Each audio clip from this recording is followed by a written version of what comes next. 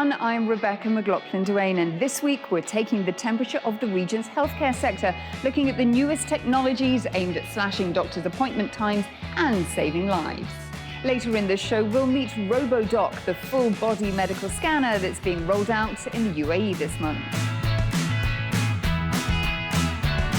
But first, Salim Saeed explores how 3D printed limbs, organs and even teeth are changing the lives of people in the Emirates. Cruising on a bike with no legs? For 25-year-old Emirati engineer Fahad Ali, who had his legs amputated as a child, a sophisticated 3D printer gave him the chance to walk and even ride more naturally than ever before. By means of prosthetic legs with movable joints that cost around $30,000 and took around 3 weeks to make.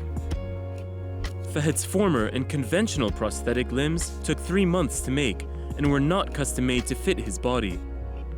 Unlike these ones, which were created by first taking a 3D scan to make a digital model with the right fit, and then printed to Fahad's exact measurements.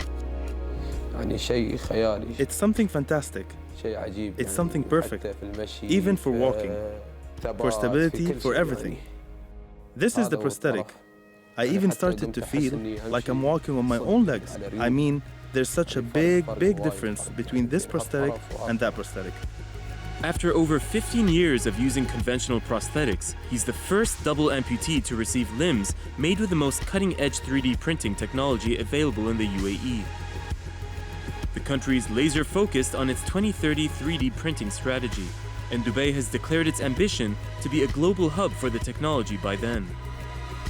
The aim is for 3D printing to improve productivity and cut costs in many sectors in addition to medicine, like construction, with 25% of every new building in Dubai being 3D printed by 2025. A UAE-based company at the forefront of the region's 3D revolution is D2M Solutions, a firm that has been designing and manufacturing 3D printed products in the region for about 20 years and providing services to medical communities across the Arab world, with a bulk of their customers based in Saudi Arabia, Egypt, and the UAE.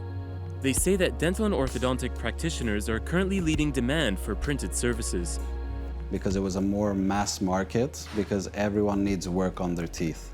So they utilize 3D printing for the orthodontic side, where they can create the clear aligners. The 3D printing industry in the region is still young, and after limbs and teeth, some medical professionals believe that organs will be the next big thing. Using enhanced scanning methods to more precisely measure the shape, size, and unique physical details of an individual, 3D technology is able to create exact replicas of external and internal prosthetics alike. And with medical professionals always looking for cost and time-saving methods, internal 3D replicas for surgeons to practice on before performing actual surgery on patients could make operations less invasive, saving hours and hundreds of thousands of dollars. 2 years ago, doctors at Dubai Hospital performed kidney surgery on a patient with a tumor using 3D technology. This made it the first hospital in the MENA region to use a model organ in this way. Dr. Mohammed Al-Rida worked on planning this pioneering procedure in the UAE. He says that using highly accurate models of this kind has immediate practical benefits. Having had that explanation, having had that journey mapped out of that surgery, it reduced the surgery from 5 hours to 3 hours. While Fahad needed some convincing at first to consider the idea of using his modern prosthetic, Dr. Al-Rida says that awareness of 3D tech is gradually growing due to a key advancement in the industry. What happened recently, and why you suddenly see the world speaking about 3D printing, is the revolution in artificial intelligence. So suddenly we can imagine how the leg of a double amputee can look like. We can imagine how can a preoperative model of a deeply seated kidney tumor look like in virtual space, and translate that into a language that the 3D printer can understand. The 3D printing industry and its innovators in the medical field continue to make big forward steps. And perhaps one day soon, say experts, a wide consumer base will even be able to buy over-the-counter 3D headache tablets. What will be interesting to see is whether companies in the Middle East region will be pioneers in the field and take advantage of an industry which is expected to be worth around $120 billion by 2020.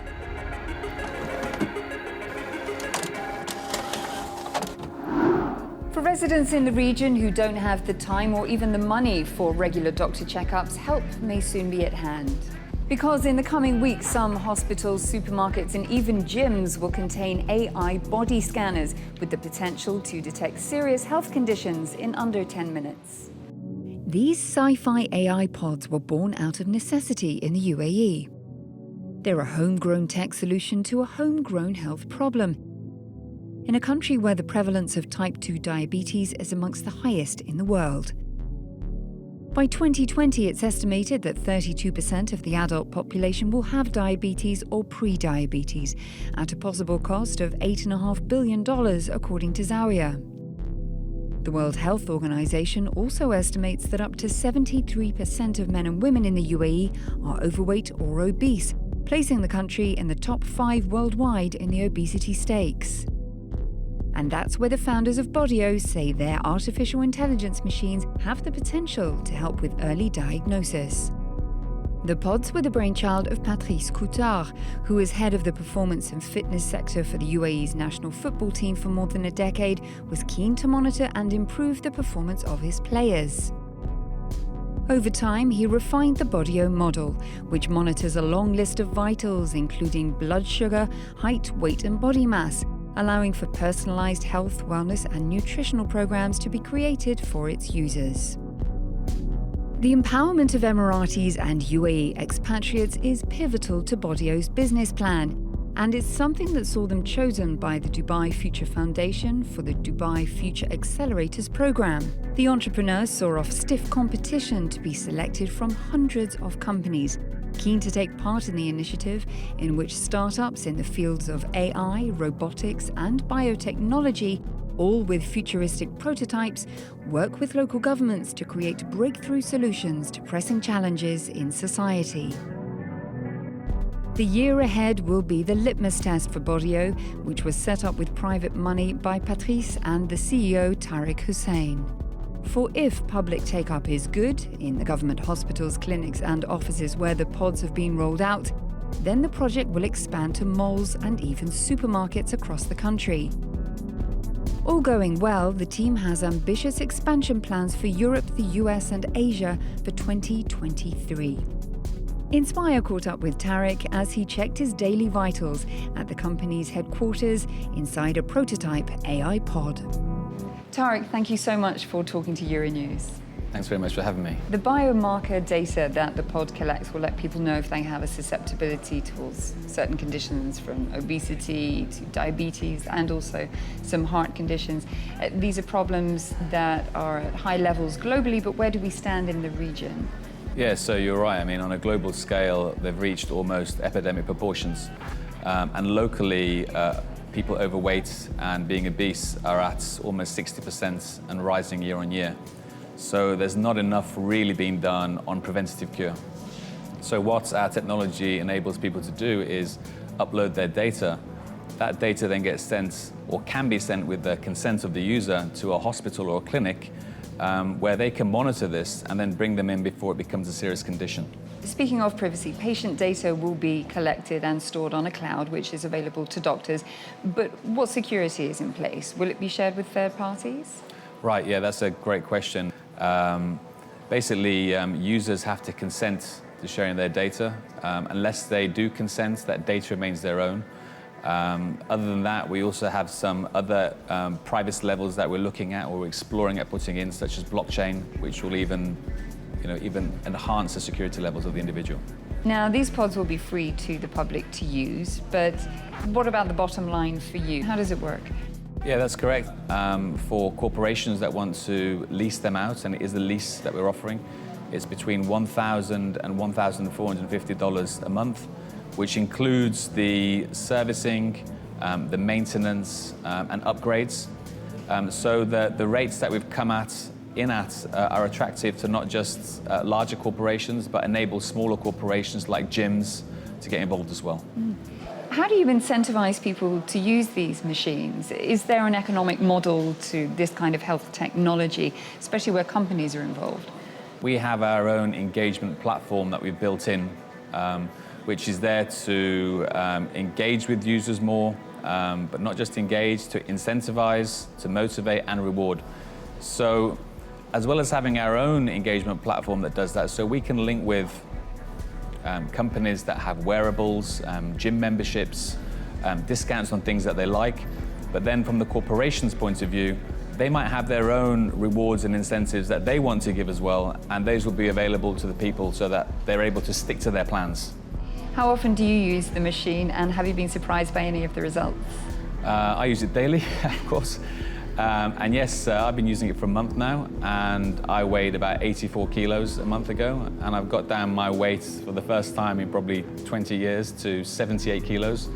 And based on that, I've created a diet for myself, which has vastly improved the weight from the midriff, can I say.